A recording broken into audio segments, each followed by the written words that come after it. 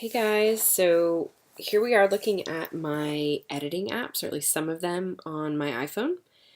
And my favorite editing app lately has been Snapseed. I feel like it has a lot of capabilities and it's kind of become my go-to editing app. So we're going to click on that. It's the top left app in this folder. And now when you open the app, I already had this photo pulled up previously, but I'm going to show you. If you hit open in the top left corner, it's basically just going to give you some of your most recent photos, or you can click open from device and it'll pull up your full camera roll. So I'm just going to select that one. So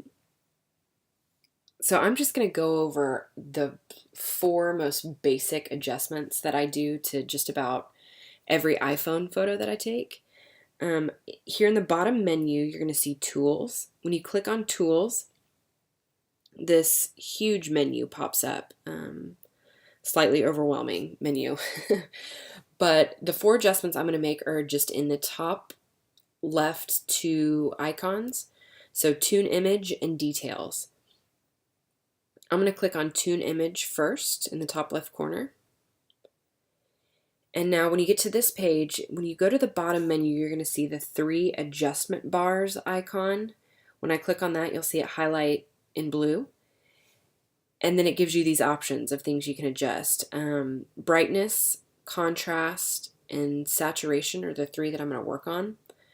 But I'm going to start with brightness. And now to make any adjustments, you're going to swipe your finger across the photo, right and left, to kind of make the adjustments here. But as far as this photo is concerned, this was a super overcast, gloomy, kind of dreary day. So I'm going to want to bring the brightness up quite a bit. So I'm going to really push it up there. So I'm going to do, I don't know, let's say 80. Now I like the brightness, but because I push the brightness so far, it kind of makes the image look real flat and gray. But we're going to fix that in the other adjustment. So I'm hitting the 3 adjustment bars at the bottom again. And we're going to go to contrast. And now I'm going to bring the contrast to the right, or up in number, just to kind of pull back some of those shadows that I lost from bringing the brightness up. That might be a little too much. We're going to do 42, we'll say. Okay, so now again, at the bottom, the 3 adjustment bars, I'm going to go to saturation. And saturation is basically just the color of the image. So again, if I go left and right, it takes away or adds color. If you go all the way to the left, you're going to make it black and white. But I like my photos to be pretty colorful, so I'm going to bring it up a little. You do have to be careful with the saturation. You don't want to bring it up too far, especially if there is a person in the photo, because you don't want their skin to get too orangey and gross. But I think this looks pretty good. I might bring it down just a couple. So now I'm going to hit the check mark at the bottom right corner. We're going to hit tools again in the middle. And then now I'm going to select the details icon, which is the upside down triangle.